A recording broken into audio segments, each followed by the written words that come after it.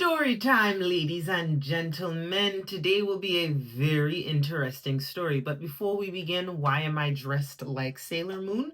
It is because I am doing my absolute best in every capacity that I can to promote Namakasi, my comic book.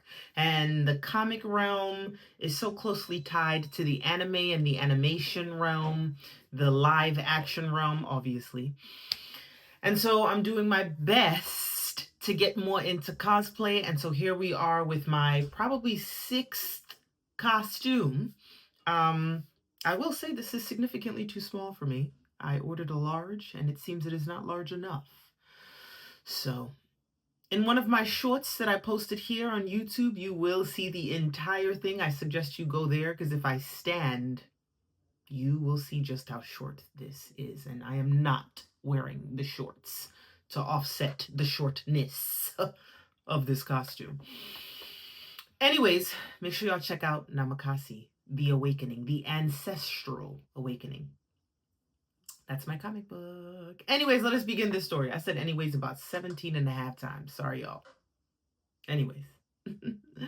So some time ago, I was working in a doctor's office.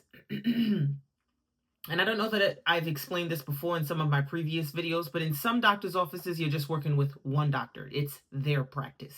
They own it. In other doctor's offices, it's a partnership. So you're working with a number of different doctors, but what happens is you'll be assigned to one doctor and several other nurses will be assigned to other doctors. That is how it works. And so I was assigned to one doctor that saw primarily GYN patients. So this one individual came in. We're going to call this individual Monique. I don't know why I gravitate to M names. I don't even know if I know very many people with M names. Anyways, Monique. Is that what we said? That's what we're going to say. Monique comes in. She's complaining of southern region discomfort. And so, as I've explained before in previous videos, there's a slew of things that you do. You don't need the doctor's approval or order to do it when you have a patient that complains of certain things. It helps to move the appointment through, you know? The doctor wants to come in and take a look at results so that he or she knows that they can immediately eliminate or look further into certain components of a potential diagnosis. Okay? That is what we are there for.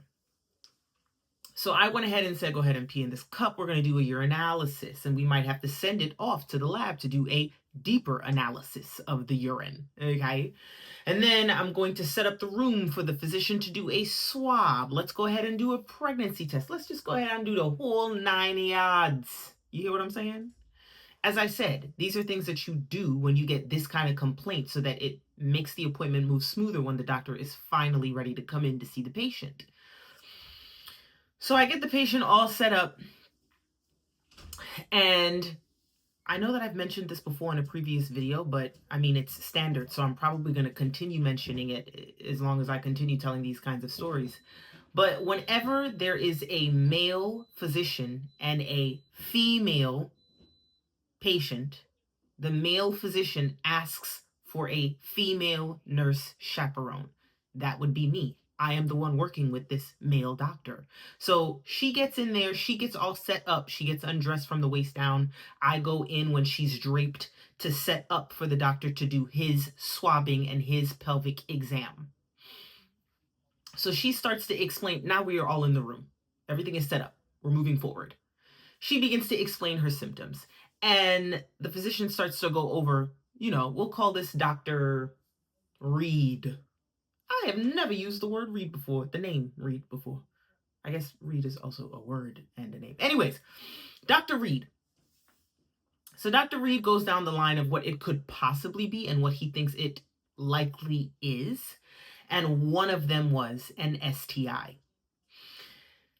And so she sat up and said, kind of like on her elbows, because she's in an inopportune position to get the pelvic exam done. And she's like, I don't understand why it would be an STI, because I had an STI check, probably about a month and a half ago, everything was clear. And since then, I haven't slept with anyone. And she, was going down the line. She was like, look, I'm not even really trying to be celibate or anything. I just haven't been with anyone. And so the doctor, Dr. Reed, being very transparent, very down to earth, very, I don't even know if down to earth is the right thing to say, very blunt, says, well, even though we haven't gotten any results back yet, I will say that in my experience, these symptoms are often tied to this. So perhaps you took the test too soon, but I also can't guarantee anything right now because, like I said, we don't have any test results. And so she was like, well, don't get me wrong. I'm here because I've had these symptoms before in the past, and, it did turn into an STI. But I'm also confused because why would it be an STI if I haven't slept with anyone? And so then Dr. Reed begins to ask more questions about the time in between she was last active and when she got tested. I don't remember what she said. Whatever it was she said, Dr. Reed was like, well, actually, that would be an appropriate amount of time. Like, that's not too soon to test and get accurate results. And so he's like, I wouldn't worry a whole lot right now. I do, my job is to educate you, to inform you, to give you a heads up, to do my best to assess the situation. I would like to get you started on antibiotics. I don't want to wait for test results. And this is obviously part of the reason why he's saying what he thinks it is. Typically, no one likes to wait for things to get worse. If it's not what we think it is, you can stop the antibiotics. If it is what we think it is, well, now we've waited and we've allowed the infection to get worse, and we could have started you on the antibiotics. So it's not like Miss Dr. Reed was like, I'm going to tell her I think it's this just so I can psych her out. No, I just want to start treating this. I want to get on top of it. I don't want it to progress. Some STIs, you let it sit for too long and it can turn into much larger issues. All of them, actually, you let it sit for too long, they turn into much larger issues. And that's why they're so quick to be like, here's what I think it is, and here's why I think you should start this antibiotic.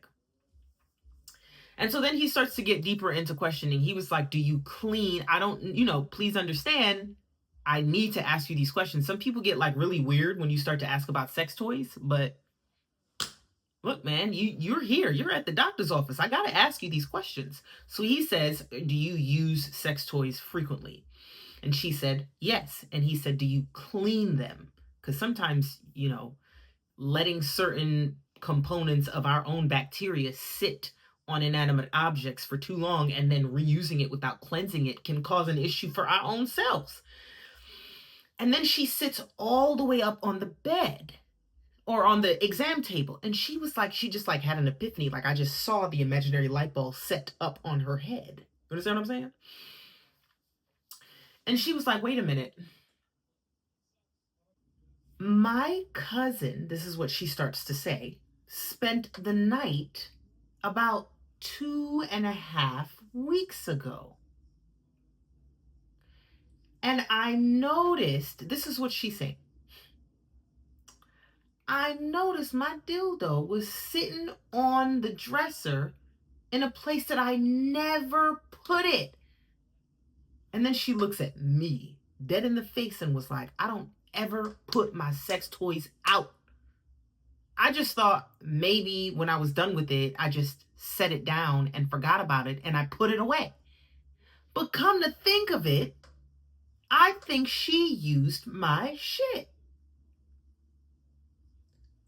What? First of all, let's just pause for 1 second. Ew.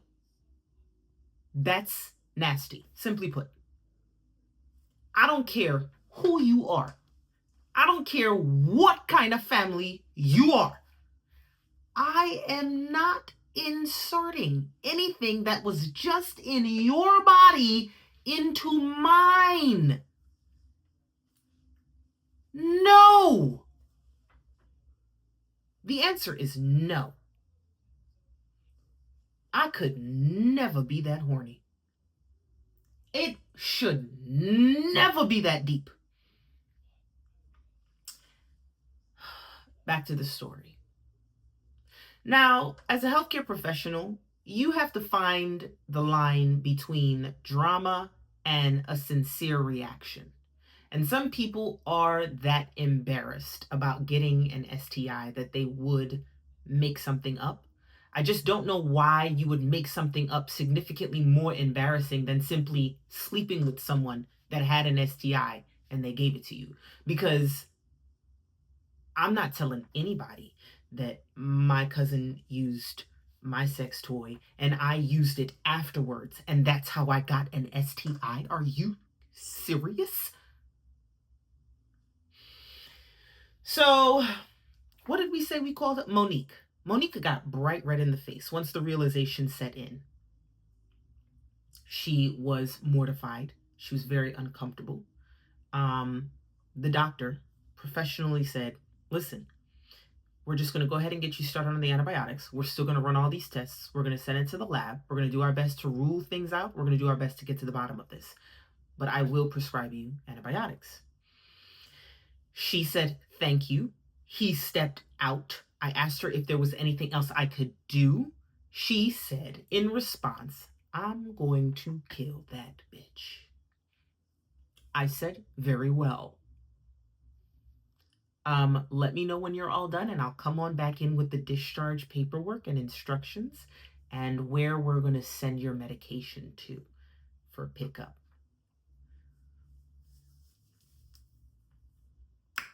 That all being said, make sure y'all visit dirtywordsmith.com to go purchase my comic book or any of my other literary masterpieces and subscribe so that you can be a part of the exclusive content community. So I'm going to start offering tiers. Tier 1 will be $5, tier 2 will be $10, and tier 3 will be $15. And there will be all different perks for each level.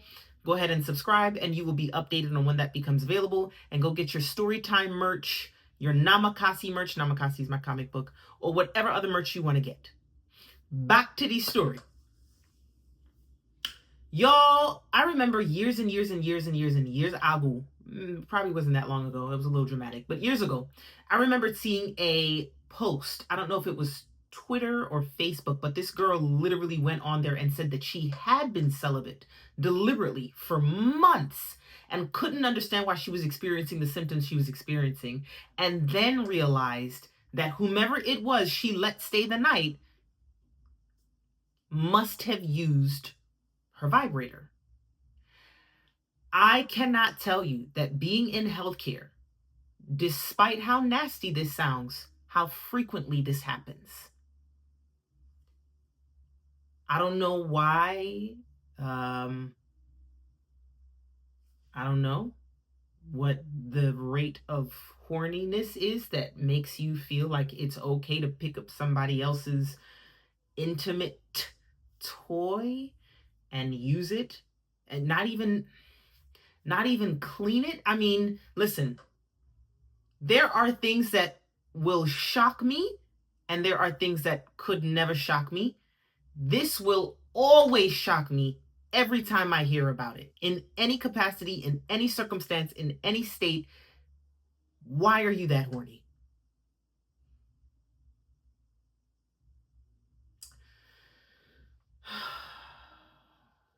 Just clean your sex toys. Hygiene is a large part of health. It's a huge part of health. Massive. Okay? If y'all want to tune in to my podcast with my husband, Blake Quake Beats, on my Patreon, it's called The Vow and the Chaos. You can join my Patreon, or you can wait until my subscriptions go live and you can watch it there. I will do my darndest to remember to post a sneak peek at the end of this video. Thanks, guys. This is episode 1. Episode 1. Maybe the last? Maybe the first? Well, obviously it's the first. But yeah, we'll see where it goes from here. So, all right. So I'm going to start actually. Oh, God. First topic. For those of you that were in the live the other day, and she was on my ass talking about the house shoes. tell them where did you go today and what were you wearing? What was on your feet when you left the house? I don't know why this is the first topic. I wanted to talk We about. Go. It's going. So I was wearing one of the house